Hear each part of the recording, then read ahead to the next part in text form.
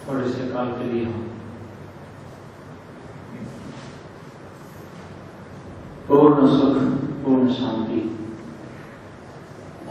पूर्ण तृप्ति और सफलता को प्राप्त करने के लिए हमारा सामाजिक, राष्ट्रीय और विश्व सरकार क्या कर्तव्य है, इस विषय में विचार करें।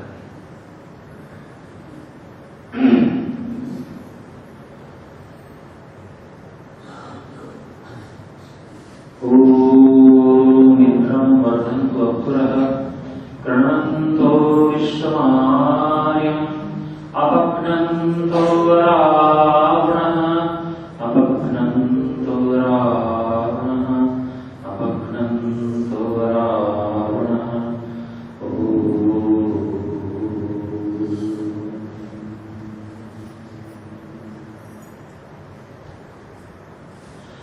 हे प्रभु हम तुमसे वर पावें। हे प्रभु हम तुमसे वर पावें। सकल जगत को श्रेष्ठ बनावें।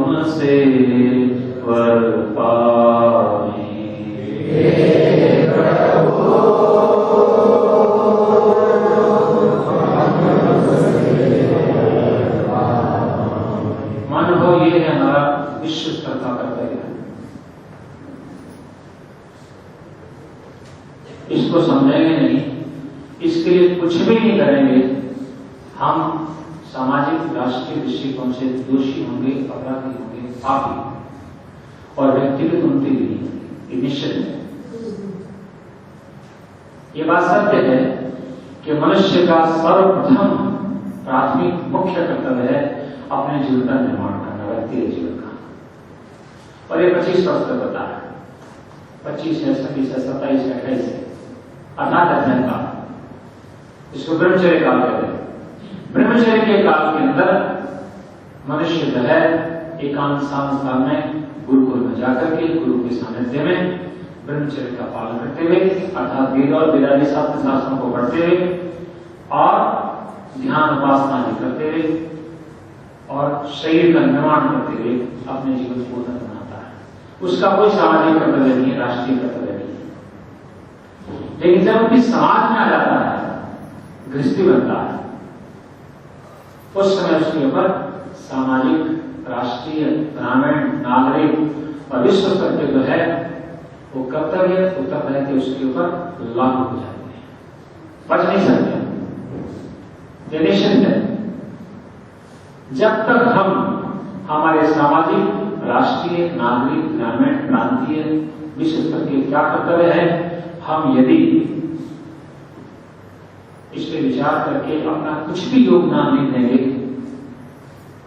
इसका परिणाम हमारे पर भी आएगा, इसका प्रभाव हमारे पर भी आएगा। जैसे हम आप देखते हैं, कल संकेत किया,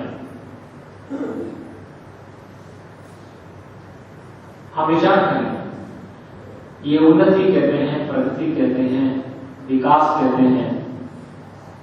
आजादी के बाद हम आजाद हो गए, ऐसा बता हम आजाद हो गए।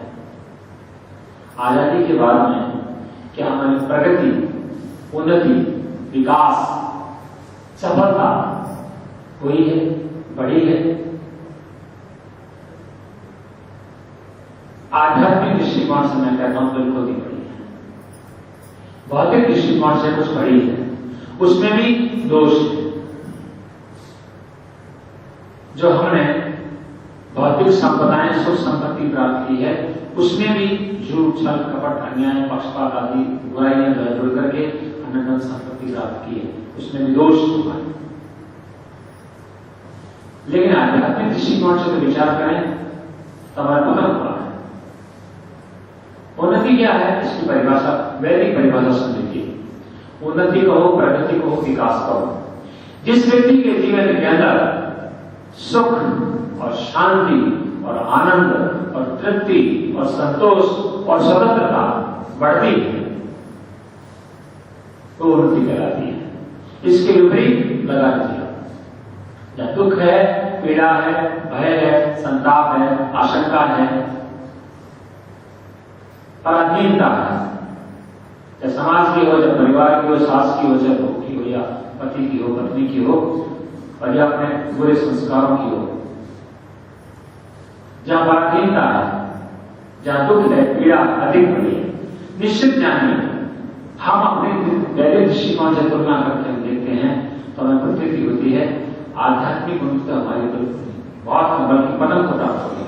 समग्र दृष्टिकोण से कह रहा हूं, ये आप वैदिक दृष्टिकोण से नहीं कह रहा हूं, क्योंकि व्यक्ति में, परिवार में, समाज में, राष्ट्र में, कुछ भी कह लीजिए, उनमें सत्य का प्रभाव, सत्य का महत्व, सत्य का व्यवहार कम हुआ है, प्रेम का व्यवहार कम हुआ है, संयम, तपस्या, त्याग, श्रद्धा, जो भी आध्यात्मिक गुण है, आध्यात्मिक गुण बढ़े नहीं है बल्कि घट गए हैं। इसलिए हम कहते हैं आध्यात्मिक दृष्टिकोण से हम सफल नहीं गए, भौतिक दृष्टिकोण से हो गए, कोई दोष युक्त है। मान लो हमें विचार नहीं करना, परिवार से हटकर के कभी, अपने धंधे से हटकर के, बच्चों से, बुढ़ापे से, भविष्य के पारिवारिक जीवन से हटकर के कभी समाज, राष्ट्र को भी चिंतन किया है, स्वाध्याय किया है, पढ़ते हैं अखबारों, लेकिन चिंतन करने का ढंग नहीं हुआ। आज हम जितनी शांति से, स्वतंत्रता से अपने राष्ट्र में, अपने देश में रह रहे हैं, गुलामी के कारण नहीं था। जिन्होंने गुलामी देखी, पराधीनता देखी, को पता कितना भय, कितनी आशंका, कितनी चिंताएं, क्योंकि हम गुलाम थे अंग्रेजों में। आज वही, आज देश के किसी भी कोने में कहीं भी जाकर के धंधा कर सकते हैं, घूम सकते हैं, फिर सकते हैं, निश्चित हो गए, अपने क्रियाकलाप कर सकते हैं। उस काल में नहीं था, बंधन को प्राप्त, कानून बनाए थे उचित। और मुगलों के काल को देखेंगे तो बड़ा भयंकर नाम था, और भयंकर, कितने क्रूर अत्याचार किए, कहां उठता रहते थे, पुस्तकों को पढ़ते हैं, खिलजी है, औरंगजेब है, गजनी है, नादिर शाह, जितने भी है, बहुत मारा पीटा लोगों ने, बहुत कत्ले आपका, लाखों लाखों बच्चों को एक ही दिन में मार दिया जाता है। और आज क्या देखिए, आज क्या स्थिति है? मानव, हम विचार करें, हम जिस समाज में आप जी रहे हैं वो समाज कोई उन्नतिशील नहीं है। वैदिक धर्म, वैदिक संस्कृति, वैदिक सभ्यता, वैदिक आचार विचार, वैदिक भाषा, जो भी चीजें हमारी वैदिक ढंग से संबंधित हैं, चाहे खान पान हो, चाहे दिनचर्या हो, चाहे हमारे थोड़ा संस्कार हो, हमारे मंतव्य हो, सब कुछ दे दिया।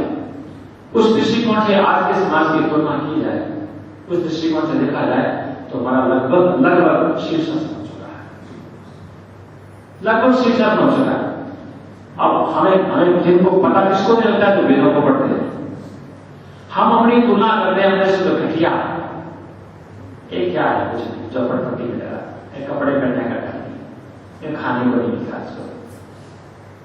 2,000-5,000 रुपये में काम कर रहा है, मजदूर है, 4th क्लास है, क्लर्क है, साइकिल में घूमता है, स्कूटर में घूमता है, इस प्रकार देख करके 1 कोटी मिल जाते हैं तो, पर अपने आप को बड़ा मत समझते हैं।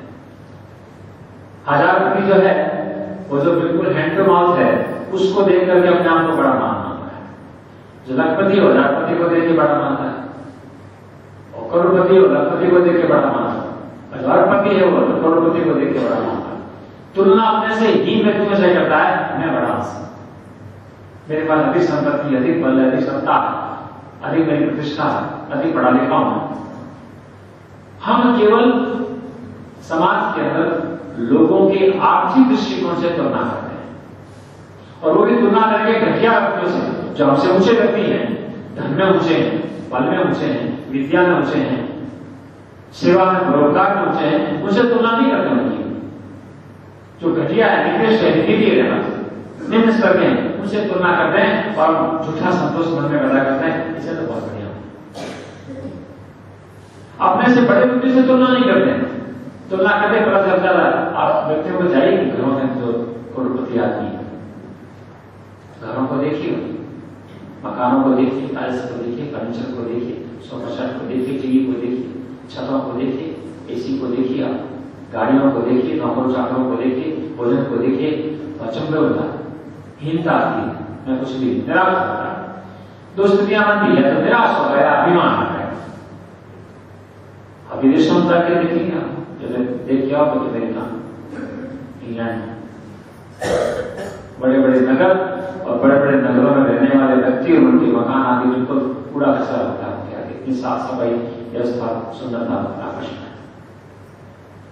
बस अपने दृष्टिकोण से भारतीयों को देख करके विदेशी लोग समझते हैं हम बहुत उन्नत है। बस मैं निंदा नहीं करता, कई क्षेत्रों में है, बहुत से क्षेत्रों में है, कहीं वो हमारा उल्टा से लेते हैं, यहाँ भी लेते हैं, वहां भी लेते हैं।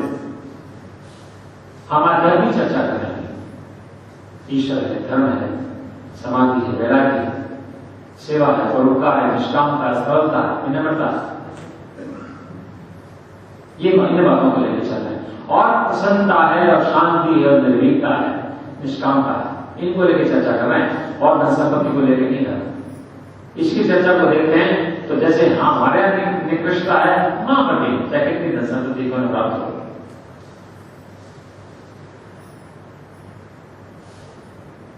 और विडंबना ये है जो हमारे देश के कर्णधार है, जो आज जिनको हमने चुना है, उन व्यक्तियों को नॉलेज नहीं किसी कि वास्तविक प्रगति क्या है, वास्तविक उन्नति क्या है, वास्तविक सुख कैसे मिलता है, वास्तविक शांति की प्राप्ति कैसे होते हैं। आज देश के अंदर हजारों मत संप्रदाय खड़े हो गए ईश्वर का नाम लेकर के, अगर हमारा देवता ये है, हमारा ये है, हमारा ये है, और लग में जगत में अपने आप को उन्नत मानते हैं। देखिए आप जम्मू कश्मीर से लेकर कन्याकुमारी तक, अरकट से कटक जाके देखिए, हजारों प्रकार की देवी देवता है, और गर्व करते हैं, बड़े आश्चर्य की बात, गर्व करते हैं। हमारे देश में अनेक प्रकार की संस्कृति है, अनेकता में एकता, महामूर्खता भाई अमीर अफीम कहो या गांजा शर्मा कहो, नशा करने वाली चीज है, और हम इस नशे से ग्रस्त हैं सारे। बहुत बुद्धिमान को छोड़ दीजिए, सब ठीक है, वो भी ठीक, ये भी ठीक, वो भी ठीक, सब रास्ते अलग अलग है, ठिकाना तो एक है। रास्ते अलग अलग होते हैं, ठिकाना एक होता है। वो दक्षिण में जाने वाला समुद्र में जाकर डूबेगा, उत्तर में जाने वाला पहाड़ों में जाएगा, इधर जाएगा तो पाकिस्तान में पहुंच जाएगा, म्यांमार में पहुंच जाएगा। रास्ते अलग अलग होते हैं, ठिकाना एक नहीं होता। रास्ता भी ये होता है, ठिकाना तब ये होता है। हमारे दिमाग के अंदर राष्ट्रीय एकता के विषय में तो पूरा अचड़ आ गया है। तू भी ठीक, वो भी ठीक, ये भी ठीक, वो भी ठीक। मांस खाने वाला भी ठीक है, दूध देने वाला भी ठीक है। रात को शराब पी के नाचने वाले भी ठीक है, भजन करने वाले भी ठीक है। जहां जाना है कि ऐसे इन कर्णधारों से कुछ नहीं होने वाला। चाहे कोई भी पार्टी है, हम पार्टी को जिसको नहीं कह रहे, देश में कोई पार्टी हो, जो पार्टी के नेता हमारे जो आका हैं, जो हमारे नेतृत्व करने वाले हैं, जिनको ईश्वर का, वेद का, धर्म का, आचार विचार का जिनको ज्ञान नहीं है, वो स्वयं अज्ञान में भटक रहे हैं। अंधेरे में नहीं माना यथा अंधा, जो स्वयं एक अंधा किसी को जब मैं आपको भरोसा पाप कराता हूं, अंधा पाप कराए, स्वयं अंधा लाठी लेके चल रहा, दूसरे को क्या पाप करता? वैदिक आध्यात्मिक दृष्टिकोण से अंधे अथवा काणे। ये व्यक्ति को छोड़िए, समाज राष्ट्र को छोड़िए, ये किसी व्यक्ति को भी ठीक ठिकाने में मिला सकते हैं। इतना गंदा, विरोधाभास वाला, अप्रामाणिक, अप्राकृतिक हमारा संविधान बना है। विरोधाभास बहुत देखिए, पढ़े थोड़ा बहुत पढ़ के देखिए, पता ही कि किस व्यक्ति के घर में संविधान में है, बताइए कोई तो बताइए, एक व्यक्ति को पढ़िए देखिए संविधान। विश्व में सबसे बड़ा संविधान मैंने सुना भारत, वहां से दिया, यहां से दिया, कानून बनाते हुए कोई बदल नहीं करा। एक कानून लगा है, दूसरा उसका तोड़ ले जाता है। इसमें ये लिखा है, ये लिखा है, स्पष्ट सामने दिखाई दे रहा है, जिसने खून किया है, हत्या की है, डाका डाला है, छूट रहे, जिसके पास शक्ति है, बल है, सत्ता है, कानून ऐसा बचा है, लूपहोल्स वाला।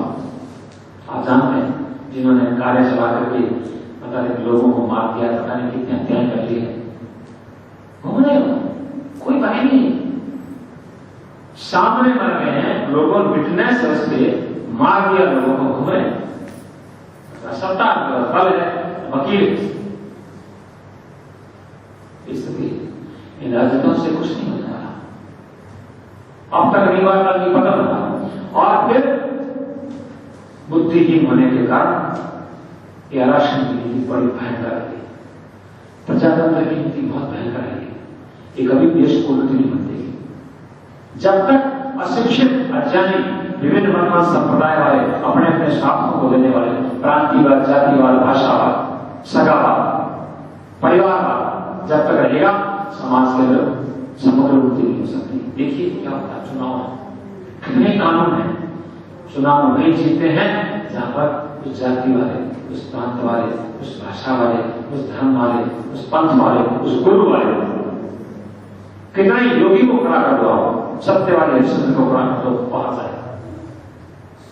ये लचर नाम दे रहे जातिवाद को, सब जातिवाद से चिपके, जातिवाद को, प्रांतिवाद को, धनवाद को, जिसका सामर्थ्य है, बल है, सत्ता है, धन देता है, वर्चस्व है, वो व्यक्ति जीता है, उसको देता है। इधर व्यक्ति लचर नहीं। आगे आई, देश के अंदर जो मतपंथ संप्रदाय हैं, हजारों की संख्या में, उनके पास कोई सिद्धांत नहीं, कोई नीति नियम नहीं है। इनको दो प्रश्न खड़े करते हैं नास्तिक लोग, हम जैसे लोग, मैं अपनी बात बताता हूं, और भी आप भी जो भोगापंथी है, व्यक्ति हिपोक्रेट है, इनको ईश्वर का पता नहीं है, धर्म का पता नहीं, धर्म की परिभाषा क्या है, ईश्वर की परिभाषा क्या है, उनको दो प्रश्न कर लो, आकाश ना दिखेंगे, चुप हो जाएंगे। ईश्वर के विषय में, धर्म के विषय में, आचार विचार के विषय में, पूजा पद्धति के विषय में, कर्मकांड के विषय में, दिनचर्या के विषय में, खानपान के विषय में कोई नीति की नहीं। हिंदू धर्म जिसको हम कहते हैं, उसका तो शील पूछ का ही पता है, कहां सिंह है, कहां पूछ है, कहां इसकी पांव है, कहां सर मुंह है, हर प्रकार की, मांस खाने वाला, ना खाने वाला, मूर्ति पूजा मानने वाला, ना मानने वाला, अवतारवाद को मानने वाला, ना मानने वाला, अलग अलग सिद्धांत हो, हर प्रकार का व्यक्ति हिंदू, ये भी हिंदू, ये भी हिंदू, ये भी हिंदू। वैदिक दृष्टिकोण से देखा जाए सड़क पूरा कचरा है। कुछ प्रकाश की किरणें हैं जिसको मैं निषेध नहीं करता, परंपरा से आई है, लेकिन सिद्धांत, मूल सिद्धांत जो होते हैं उनके अंदर कोई प्रामाणिकता नहीं है, धराशायी बात है। इन मधुबन संप्रदाय वालों के पास में जब गुरु हो जाए, 1008 हो या बापू हो या कोई भी, उनके पास में 2-4 प्रश्न करो, कुछ नहीं, कोई उत्तर नहीं। प्रश्न तो करेंगे, शास्त्रार्थ की बात तो दूर है, इनसे कोई भला होने वाला नहीं है। इसके विपरीत दूसरी जगह देखिए, विदेशों से आज हजारों की संख्या में, हमारा तो दृष्टिकोण नहीं, हमारा तो धंधे में लगे रहे, नौकरी करना है, बैंक है, स्कूल है, ऑफिस है, फैक्ट्री मार रहे हैं। तो ये लोग दूसरे होकर क्या कर रहे हैं? मस्जिद वाले क्या कर रहे हैं, गुरुद्वारे वाले क्या कर रहे हैं, चर्च वाले क्या कर रहे हैं, पता नहीं होता। हमें क्या मतलब है, करते रहे, बुलाने के इंसान। आप शायद घूमे नहीं, पर देश भर में घुमा, आसाम में, नागालैंड में, मणिपुर में, सिक्किम में, कहां गया हूं। आज आगे देखिए, दक्षिण में जाइए, उधर जाइए, उत्तर की ओर जाइए, इतनी बड़ी बड़ी स्कूलें, 3-4 हजार बच्चे पढ़ते हैं, 100% मामले सही करते हैं, 100%। और ये क्या हो रहा है? आपने बच्चों को देख लिया है, हिंदू आदमी है, आदि के बाद छोड़ दीजिए, संध्या करते हैं, ये करते हैं, स्वाध्याय करते हैं, कोई बैठते हैं, बड़ों का आदर करते हैं, आदर्श संस्कृतियां है, खान पान है, वेशभूषा अच्छी है। आज बात कौन कर रहा है? बात ना करें, ना बात नहीं कर रहे।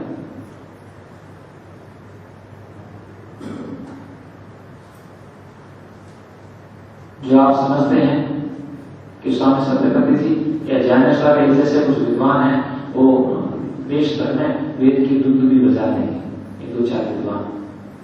हमारे क्या औकात है? स्वामी ज्ञान जी कहते हैं सर कि मैं जब देखता हूं देश के अंदर भयंकर स्थिति,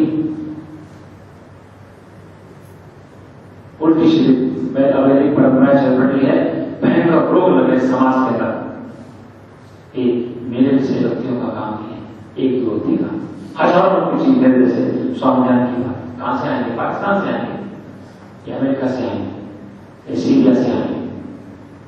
हमें तो पता करना पड़ेगा। हमने विचार किया अगर साधु बने, सन्यासी बने, ब्रह्मचारी बने, दूसरे के पड़ोसी का बचा है, किसी और का बचा है, हमें बतानी पड़ेगी। मैंने बताया आपको, मैं तो देखा है, मुझे प्रेरणा मिली, मुझे इन मौलवियों से सच कहता हूं, उल्टा करने लेना है। इनकी तपस्या, इनका साहस, इनका पराक्रम, इनका कुछ भी कर लीजिए, इतना निर्भीक होकर के ये व्यक्ति देश भर में प्रचार कर रहे हैं, धन बांट करके, वस्त्र बांट करके, अनाज बांट करके, नौकरी दिला करके, अनाथालय खोल करके, न जाने कितने साधनों को बना करके हजारों व्यक्तियों को रोज, हर साल लाखों व्यक्तियों को हर साल जो है अवैधिक बना रहे हैं। भोले भाले लोग निर्धन है, निर्बुद्धि है, निर्बल है, अंधविश्वासी है, पाखंडी है, लाचार है, भूखे हैं, नंगे, प्यासे, धीरे धन बाहर चला रहा है, बहुत पैसा आ रहा है, कपड़ा दिया, हम गए कार्यक्रमों में, 1 बोरी अनाज दे दिया, 2-4 कपड़े दे दिए, कुछ पैसे दे दिए, कुछ और सामान दे दिया और गायत्री मंत्र बोल दिया, सारे से 2,000 हिंदू बन गए। 2 महीने बाद फिर ईसाई आए, उन्होंने कपड़ा दिया, वो दिया, ये दिया, और उस ईसाई कर गए। और देश में 60-70% व्यक्ति गरीबी रेखा से नीचे है, उनको पैसा देकर कुछ भी करा सकते हैं। आप देखिए, आप जाइए उड़ीसा में, दक्षिण में जाइए, आसाम में जाइए, नागालैंड में जाइए, मध्य प्रदेश में जाइए, किस किस का नाम होगा, आंध्र प्रदेश में जाइएगा, समग्र दृष्टिकोण से नहीं कह रहा हूं, बहुत भूखे नंगे प्यासे हैं, और वहां जाके कुछ नहीं, इनका साहस नहीं किया। अब तो मुझे बतानी है, मैं 15 वर्ष पुरानी बात बता रहा हूं, देश के अंदर 8,000 की संख्या में अच्छे पढ़े लिखे, संपन्न, सुंदर, आकर्षक नवयुवक अपने स्वर्ग के समान सुविधाओं को छोड़ करके हमारे भारत में विकट जंगलों में जा करके उन्हीं की भाषा को सीख करके, चाहे तेलुगु है, चाहे उड़िया है, चाहे असमी है, चाहे कोई भाषा है, उनकी भाषाओं को सीख करके उनके बीच में रहकर, बीच इलाके में जो परपट्टी में अगर भूखे नंगे प्यासे और जान को हथेली में लेकर के उनके बीच में रहते हैं, उनको अपना बनाते हैं। देखिए बना रहे हो टीम, जो कुछ लाख थे आज कई करोड़ बन गए, और जो कुछ करोड़ थे आज 15-20 करोड़ बन गए। संख्या बढ़ती जा रही। ये देखो अखबार पढ़ते हैं, समाचार पत्र देखते हैं, कितनी जनसंख्या बढ़ रही है, विदेशों में देखा है। और आज वो स्थिति नहीं है, मैंने अपनी आंखों से देखा है।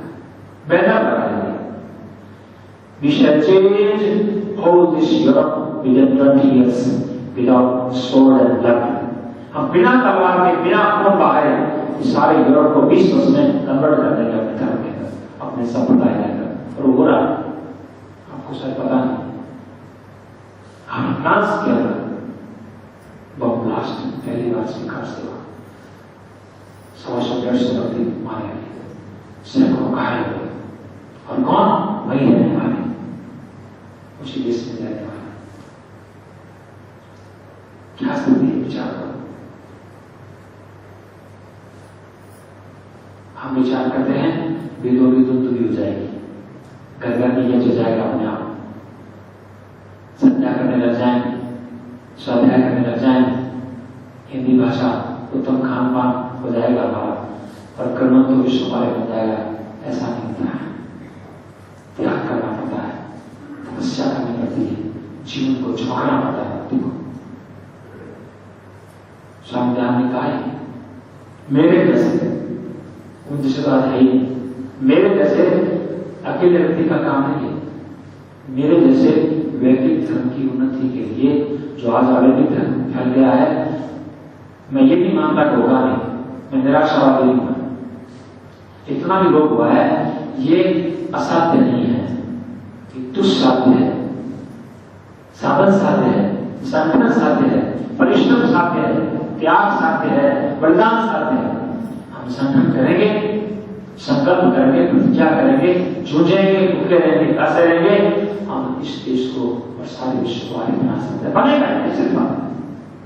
मैं लोगों से प्रश्न करता हूं, विदेशों में करता हूं, यहां भी करता हूं, आपसे प्रश्न करता हूं, क्या कभी चक्रवर्ती वैदिक साम्राज्य की विश्व में स्थापना होगी? बताइए जो होगी या करा रहे? हाँ, मेरे जैसे, आप अपने बेटे जैसे हैं, रखिए पीछे आप। ऐसे कहने से नहीं जाएगी। ध्यान देना, सत्य की जीत जो है, आदर्श की जीत अपने आप नहीं होती है। हम ये विचार के बैठे हैं, हमारा तो वैदिक धर्म है, ईश्वरीय धर्म है, सत्य सनातन धर्म अनादिकाल से आ रहा है, इसमें कोई गड़बड़ नहीं है, इसकी विजय होनी चाहिए। ये तो सारे दूसरे मत संप्रदाय वाले, इनमें कमियां हैं, त्रुटियां हैं, दोष है, भूले हैं, विरोधाभास है, ये है, ये तो जीतेंगे, हम जीतेंगे। तो ये मिथ्या धारणा है। सत्य अपने आप नहीं जीतता है, आदर्शों की अपने आप जीत नहीं होती है, आदर्श को जिताने वाला व्यक्ति होना चाहिए। बंदूक कितनी जीतना, हमसे भी लोग प्रश्न करते हैं, और समय करते विदेशों जाता हूं, अमेरिका में, इंडिया में, प्रश्न करते हैं यहां क्यों आए हम? हमारे देश में देख करो ना प्रचार, इतने मतलब संप्रदाय हैं, पाखंड है, विश्वास है, दुराचार है, व्यभिचार है, शराब है, मांस है, जुआ